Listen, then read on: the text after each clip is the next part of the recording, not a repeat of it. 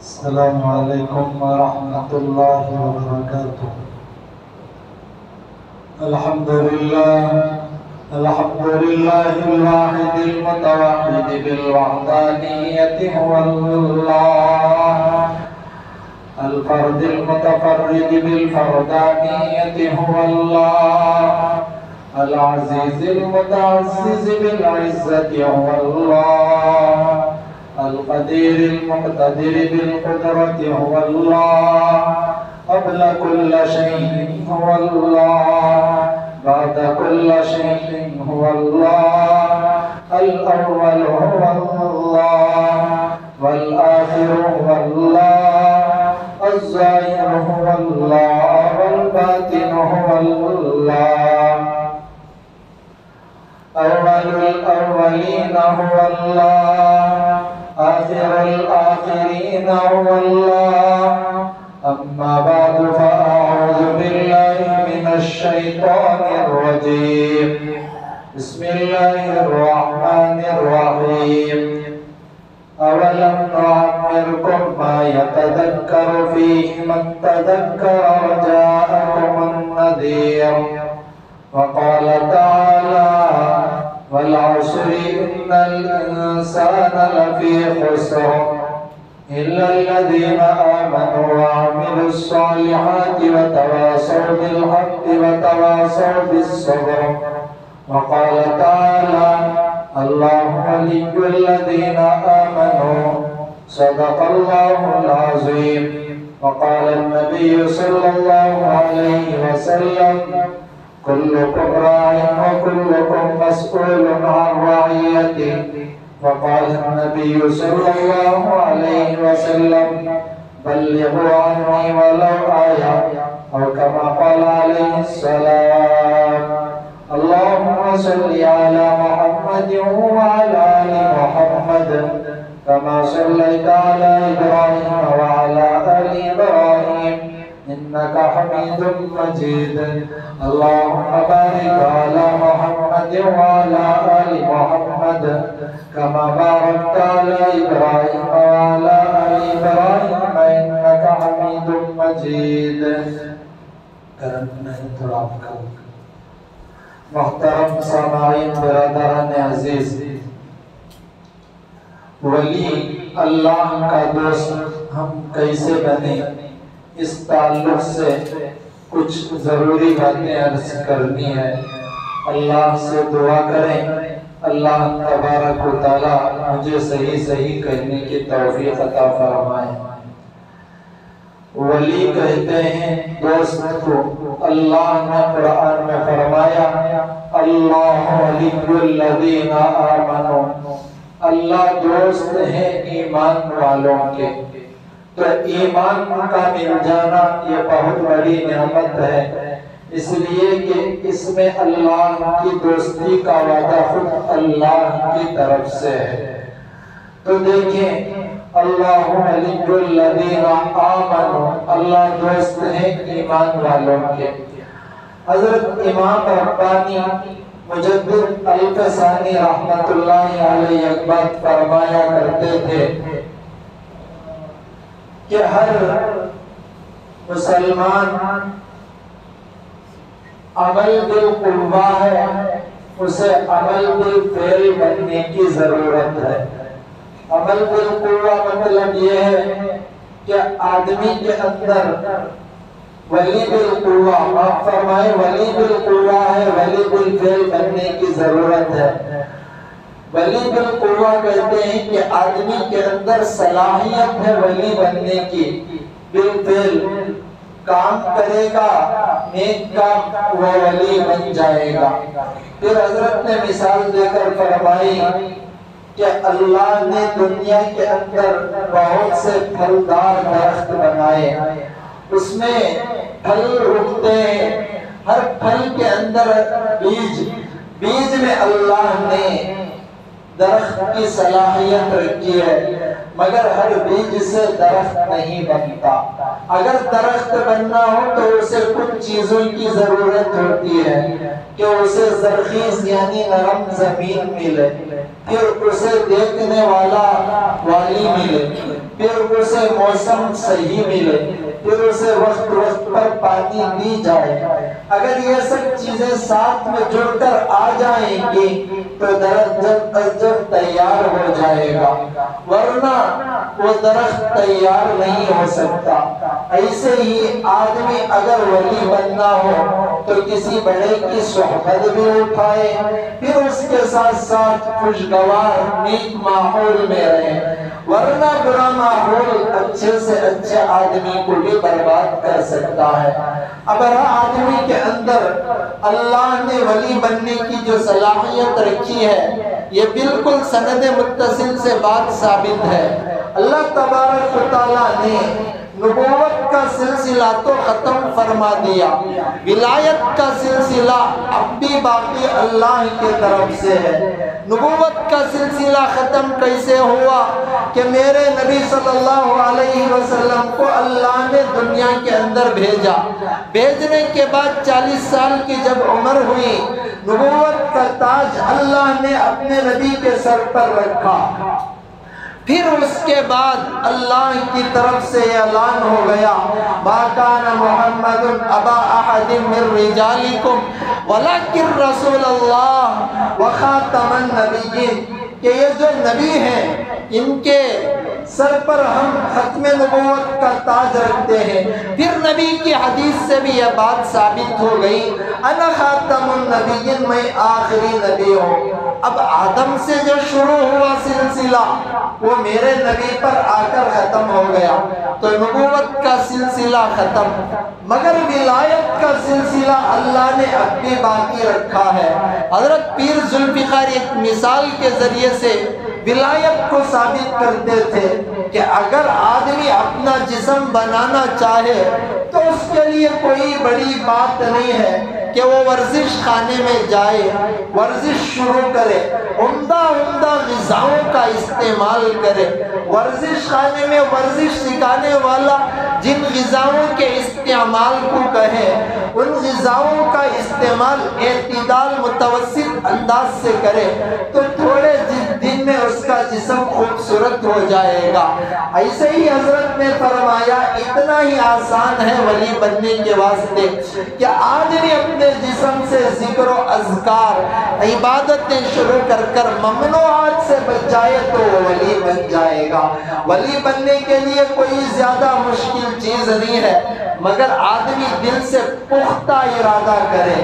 اب ولایت نبوت میں فرق یہ ہے کہ جو نبی ہوتا ہے وہ بالکل معصوم ہوتا ہے، گناہوں کا تصور نبی سے نہیں ہوتا۔ ولی جو ہوتا ہے اس سے گناہوں کا تصور ذہن میں ہوتا ہے، مگر اللہ تبارک و تعالیٰ اسے گناہ کے قریب نہیں جانے دیتے۔ مثال کے طور پر اگر کوئی بچہ آگ کی طرف جا رہا ہو، ماں اسے دیکھ رہی ہو تو دیکھتے ہوئے ماں کبھی بھی اسے آگ میں گرنے نہیں دیتی، اس لیے کہ اپنا سگا بچہ ہے۔ ایسے ہی کوئی اللہ کا دوست ہو جائے تو گناہ کی طرف بھی جائے تو اللہ اسے گناہوں سے بچا لیتے ہیں۔ ہم اللہ کے دوست بن جائیں۔ اب ہم اللہ کے دوست بننا ہو تو کچھ چیزوں کی مشکل اٹھانی پڑتی ہے کہ بعض دفعہ کچھ گناہوں کے عادی ہم بن گئے ہوتے ہیں، ان گناہوں کو چھوڑنے میں تھوڑی مشکل ضرور ہوتی ہے۔ ہم پختہ ارادہ کر لیں تو انشاءاللہ انقلاب بھی برپا ہوگا، ہم اپنے آپ کو بھی بدل جائیں گے۔ اللہ نے قرآن میں ایک آیت میں فرمایا ان اللہ لا یغیر ما بقوم حتی یغیر ما بانفسہم، اللہ کسی قوم کو اس وقت تک نہیں بدلتے جب تک کہ وہ خود اپنے آپ کو بدلنے کی فکر نہیں کرتے۔ اب دیکھیں مسلمانوں کے اندر خود اپنے آپ کو بدلنے کی فکر نہیں، جس کی وجہ سے مسلمان پستی کا شکار اس وقت ہو رہے ہیں۔ ہم اپنے آپ میں غور کر لیں کہ ماشاءاللہ ہر سال حج ہوتا ہے، حج کے لیے تقریباً 25 لاکھ سے زائد لوگ تشریف لے جاتے ہیں۔ اگر یہی لوگ اپنے اندر انقلاب برپا کر لیں تو سال میں 25 لاکھ لوگوں میں انقلاب برپا ہو تو دنیا کے اندر کس طریقے سے تبدیلی آئے گی۔ حالانکہ حدیث میں یہ بھی لکھ کر ہے کہ حاجی اگر گھر کی طرف واپس لوٹ کر بھی آئے تو 40 دن تک اللہ اس کی دعا کو رد نہیں کرتے۔ اس کے باوجود تبدیلی نہیں آتی۔ کیوں تبدیلی نہیں آتی؟ کہ ہم اپنے آپ کو بدلنے کی فکر نہیں کرتے۔ معمولی چیز جو دنیا کی ہو اسے ہم پسند کر لیتے ہیں، تھوڑی تکلیف اٹھانے کے ڈر سے ایمان کو ہم چھوڑ دیتے ہیں۔ بعض دفعہ دنیا ہے، حالت آتی ہے، حالات سے ڈر کر ایمان کو پس پشت ڈالنا نہیں ہے۔ بعض مرتبہ انسان کے ساتھ ایسے بھی حالات آتے ہیں، آنکھوں کے سامنے کوئی بڑی سی بڑی مشکل نظر آتی ہے اور دوسری طرف دیکھا جائے حرام کا دروازہ کھلا ہوا نظر آتا ہے، تو ایسے موقع پر اپنے آپ کو حرام سے روک کر اس مشکل کو اٹھا لینا یہ افضل جہاد ہے۔ جب آدمی اس طریقے کا کام کرے گا تھوڑے دن میں ولی بننے میں اسے زیادہ دیر نہیں لگے گی۔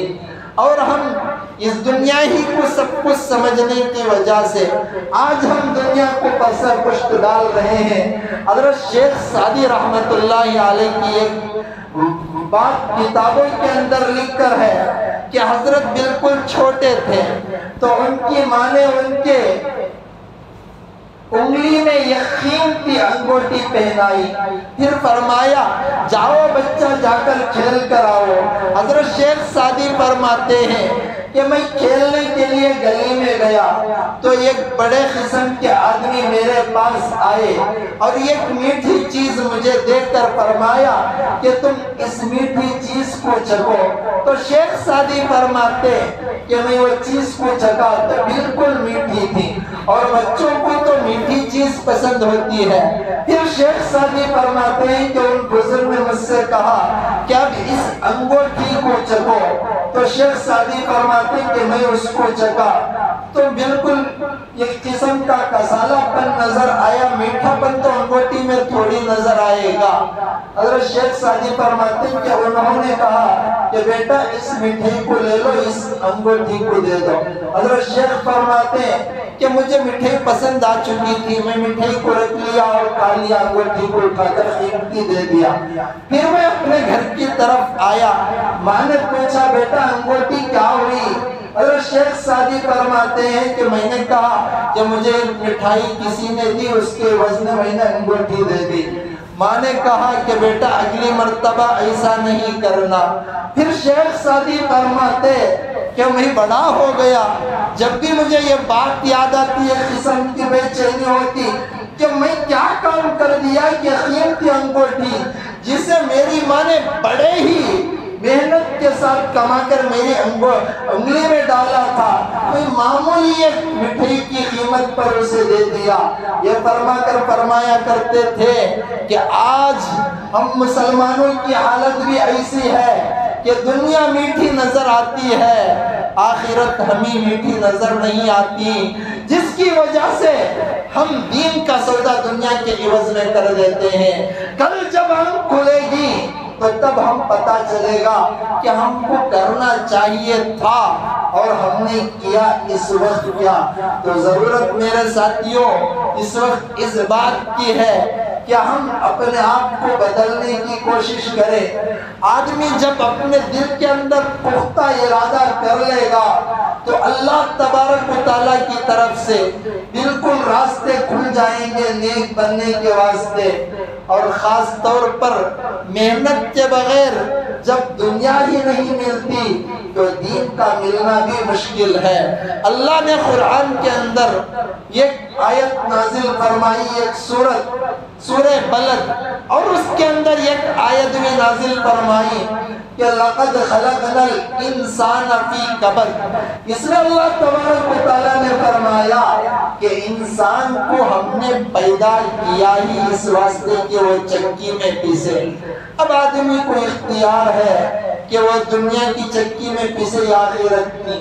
آدمی جب آخرت کی چکی میں پسے گا دنیا سے اللہ بچائیں گے، جب آدمی آخرت کو چھوڑے گا دنیا کی چکی میں پستا رہے گا، اس کا پیٹ نہیں بھرے گا۔ اب ہمیں ضرورت اس بات کی ہے کہ ہم اپنے آپ کو بدلنے کی بھرپور کوشش کریں۔ جب آدمی خود اپنے آپ کو بدلنے کی کوشش کرے گا تو اللہ تبارک و تعالیٰ اس کے اندر تبدیلی کو پیدا فرما دیں گے۔ آج ہم دنیا کے اندر اتنے زیادہ ملوث ہو گئے جس کی کوئی حد اس وقت نہ رہی۔ پہلے زمانے میں ہمارے اولیاء اللہ کی اگر تہجد چھوٹ جاتی تو دن بھر اس کے افسوس میں آنکھوں سے آنسو ٹپکتے تھے۔ اب ایک دور وہ بھی آیا تہجد کے بجائے فجر چھوٹتی، جماعت سے تکبیر اولیٰ فوت ہوتی تو رونا آتا تھا۔ آج ہمارے آنکھوں کے سامنے صرف فجر چھوٹتی نہیں، قضا بھی ہو رہی ہے۔ قضا سے آگے بڑھ کر بھی بات کرو کہ بالکل ہم نماز ہی نہیں پڑھتے، اس کے باوجود ہمیں افسوس نہیں ہوتا۔ یہ سب اس وجہ سے ہو رہا ہے کہ ہمارے دلوں کے اندر جو دین کی اہمیت، دین کی وقار، دین کی محبت، دین کی الفت ہونی چاہیے تھی، وہ اس وقت ہمارے دلوں سے بالکل ختم ہو گئی۔ حضرت امام شافعی رحمت اللہ علیہ بڑے اللہ والے گزرے ہیں، دین سے ان کے دلوں کے اندر کتنی الفت محبت تھی، غور کر لیں۔ فرماتے ہیں کہ ایک مرتبہ مجھے مکے سے مدینے کا سفر کرنا پڑا، میں اونٹ پر سوار ہو کر سفر کیا تو اس سفر کے دوران مجھے 16 دن مکے سے مدینے کی طرف لگے، اس لیے کہ تقریباً 500 کلومیٹر کا سفر تھا۔ پھر حضرت فرماتے ہیں کہ ان 16 دنوں کے اندر میں نے 16 قرآنوں کی تکمیل کی۔ آج ہم اپنے آپ میں غور کر لیں کہ ہمارا کتنا وقت بیکاری میں گزر رہا ہے۔ حضرت شیخ عثمان رحمت اللہ علیہ ایک بات فرمایا کرتے تھے کہ یہ جو بیکاری ہے یہ بڑی بیماریوں کی جڑ ہے۔ آج جو مسلمان پستی کا شکار ہو رہے ہیں اسی بیکاری کی وجہ سے پستی کا شکار ہو رہے ہیں۔ پھر حضرت عثمان رحمت اللہ علیہ نے ایک بات یہ بھی ارشاد فرمائی کہ آدمی جب بیکاری کا شکار ہوتا ہے اس کے اندر غیبت کا چسکا پیدا ہو جاتا ہے، وہ غیبت کو مزہ لے لے کر غیبت کرتا ہے۔ پھر حضرت نے فرمایا کہ آدمی جتنا زیادہ مشغول ہوگا برائیوں سے اتنا ہی زیادہ دور ہوگا۔ بہتر ہے کہ وہ دنیا دینی کاموں میں مشغول ہو، اگر کم حالت میں وہ دینی کام میں مشغول نہ ہو تو بہتر ہے کہ وہ دنیاوی کام میں مشغول ہو جائے، مگر فضول بیکاری میں اپنے وقت کو ضائع نہ کرے۔ آدمی جب اپنے بیکار میں وقت گزارے گا تو یہ بیکاری اسے غیبت پر بھی مجبور کرے گی، اسے گناہوں پر بھی آمادہ کرے گی۔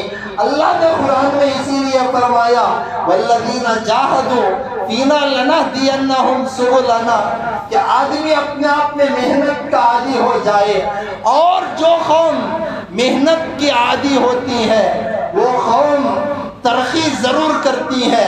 اللہ تبارک و تعالیٰ کا طرف سے قدرت کا یہ اصول ہے کہ کوئی بھی قوم ہو، چاہے مسلمان ہو چاہے دیگر اقوام ہو، جب وہ سستی، جب وہ بے مقصد کی طرف، جب وہ کاہلی غفلت کی طرف آگے بڑھتے ہیں تو تنزلی کا شکار ضرور ہوتے ہیں۔ قوم مسلمان ہو کہ غیر ہو اس میں اس بات کا فرق نہیں، اور جو قوم محنت کی عادی ہو جاتی ہے اللہ انہیں بلند مرتبہ عطا کرتے ہیں۔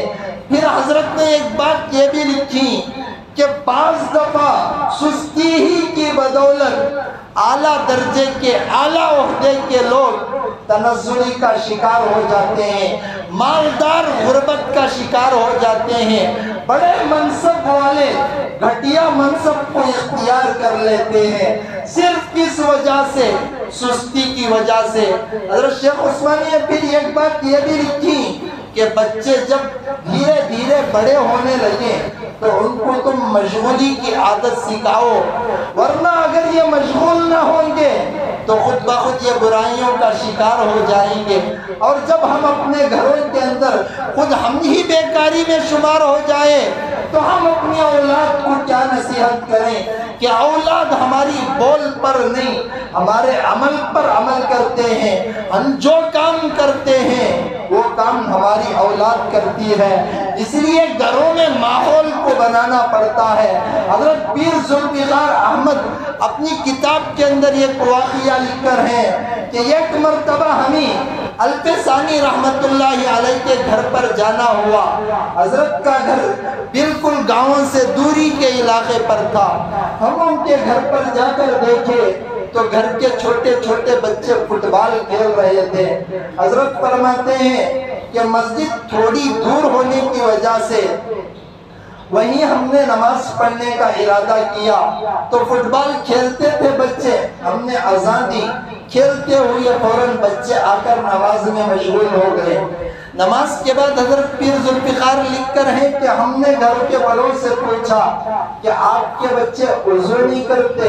حضرت پیر ذوالفقار سے ان کے گھر والوں نے کہا مجدد الفسانی کے کہ ہمارے گھروں میں ہم نے ماحول ہی ایسا بنا دیا کہ بچے کی عمر جب 5 سال کی ہوتی ہے ہم ان کو وضو کا عادی بنا دیتے ہیں، جب بھی ان کا وضو ٹوٹتا ہے وہ فوراً وضو کر لیتے ہیں۔ تو گھر کے سارے لوگ ہمیشہ وضو سے رہتے ہیں کہ بڑوں نے یہ ترتیب سکھلائی کہ بڑوں کی طرف سے ہمارے گھر کی یہ ترتیب چلی آ رہی ہے کہ ہمیشہ باوضو رہو۔ تو بچے بھی یہ دیکھ دیکھ کر وضو کے عادی ہو چکے ہیں، کھیل میں مشغول رہتے ہوں گے، مگر جب بھی نماز کا وقت آتا ہے صرف پیر دھو کر آ کر فوراً نماز کے لیے کھڑے ہو جاتے ہیں۔ تو یہ بات لکھ کر پیر ذوالفقار نے لکھی کہ آدمی کو ماحول بنانا پڑتا ہے۔ اگر آدمی ماحول نہ بنائے، صرف بولتا رہے کہ میرے بچے بڑے ماحول میں اچھے ہو جائیں، میرے بچے فلاں ہو جائیں فلاں، اس کے بول پر بات کامیاب نہیں ہوتی۔ محنت پر اللہ تبارک و تعالیٰ کامیابی دلاتے ہیں۔ تو ماحول بنانا پڑتا ہے۔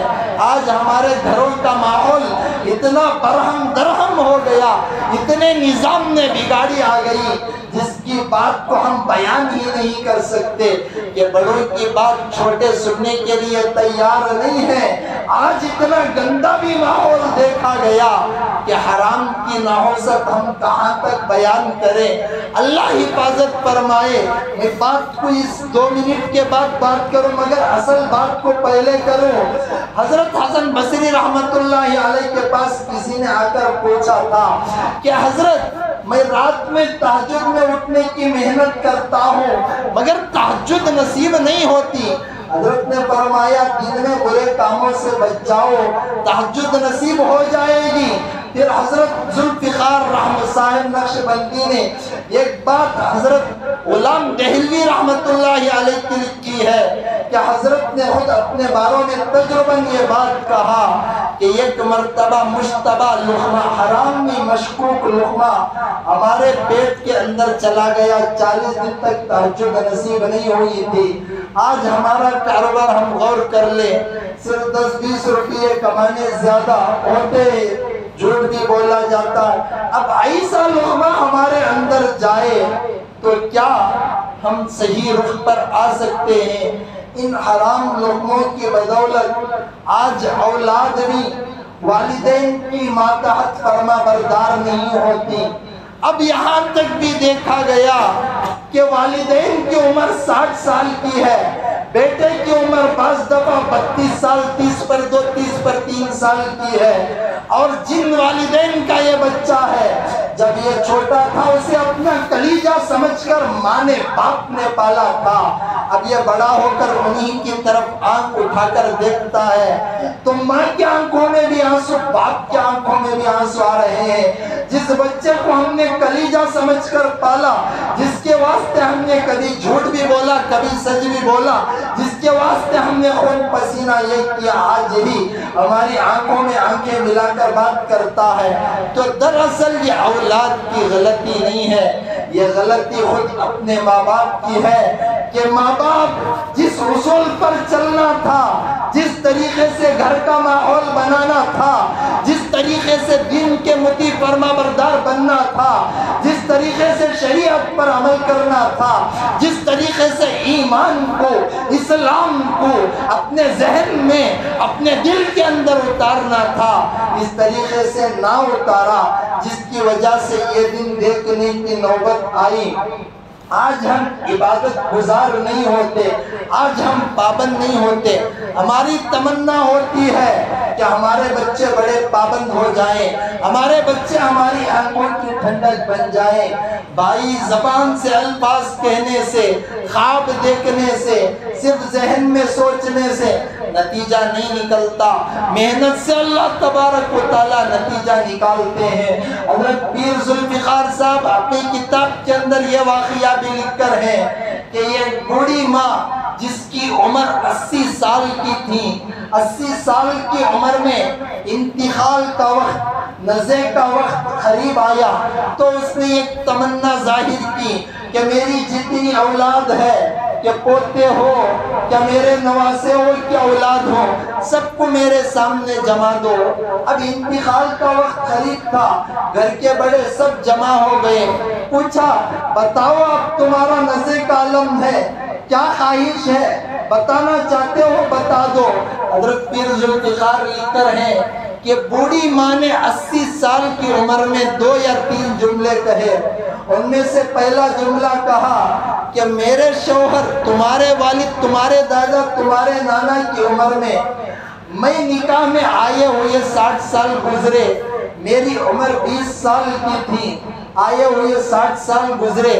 دوسری بات یہ کہا کہ ان 60 سال کے اندر میری کوئی نماز بھی قضا نہیں ہوئی، ہاں البتہ جو ناپاکی کے دن تھے ان میں نماز چھوٹ جاتی ہے، معاف ہے، مگر میری نماز کبھی قضا نہ ہوئی، جس کی وجہ سے میں تمہیں نصیحت کرتی ہوں کہ تم بھی کبھی نمازوں کو قضا نہ کرنا۔ اب جب بڑے ہمارے ایسی نصیحت کریں تو کیا وہ نصیحت کارگر نہیں ہوگی؟ اس لیے کہ وہ خود پابند تھے۔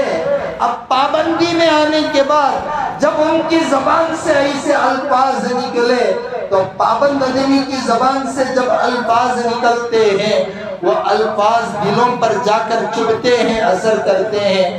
آج ہمارے اندر خود پابندی نہیں اور ہم اپنی اولاد کو نیک بنانا چاہیں، اولاد کہاں نیک بنے گی؟ اولاد کا وبال ہمارے سروں پر ضرور بھی ضرور آ کر رہے گا۔ اولاد کے بارے میں قرآن کی تفسیر کے مفہوم سے بھی یہ بات ملتی ہے، کل قیامت کے میدان میں اولاد ہی اپنے والدین کے خلاف شکایت کرے گی کہ میرے ماں باپ کو دگنا عذاب دو، اس لیے کہ انہی کی طرف سے میں نے عیاشی کی، انہی کی طرف سے میں نے گناہ کیا۔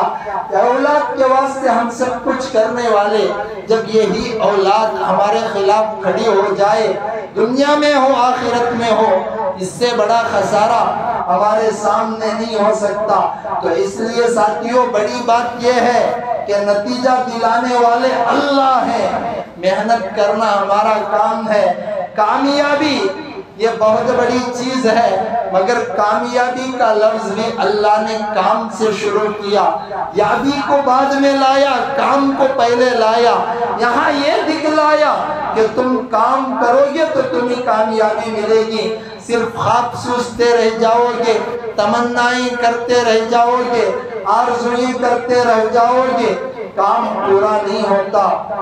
بعض دفعہ اولاد کے اوپر محنت کا بوجھ بھی ڈالنا پڑتا ہے، ورنہ مفتی شفیع عثمانی کی بات میں نے بالکل کھل کر کہا کہ یہی بیکاری ہزار برائیوں کی جڑ ہے۔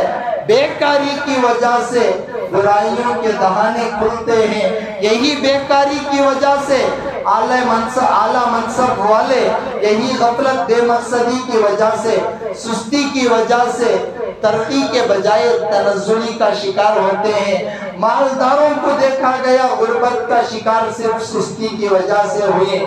تو آدمی کو اپنے اندر چستی پیدا کرنا پڑتا ہے۔ جاہدوا فینا لنہدینہم کا لفظ اللہ نے استعمال کیا کہ مجاہدہ کرو ہر طریقے سے۔ یہی مجاہدہ تمہیں کامیابی کامرانی کی منزل کو پہنچائے گا۔ صبح دل اٹھنے نہیں مانتا کہ ٹھنڈی ہے، مجاہدہ کرو۔ بچے کو اٹھانے دل نہیں مانتا کہ ٹھنڈ میں بچہ نماز کو کیسے اٹھ کر جائے، مجاہدہ کرے تو اللہ تبارک و تعالیٰ یہی بچے کے اخلاق بھی بنائے گا، تمہارا مطیع فرما بردار بھی بنائے گا۔ اللہ سے دعا کرے اللہ تبارک و تعالیٰ ہمیں مجاہدہ کرنے والا بنائے، سستی غفلت لاپرواہی سے بے مقصد زندگی سے اللہ بچائے، آمین۔ وآخر دعوانا الحمدللہ۔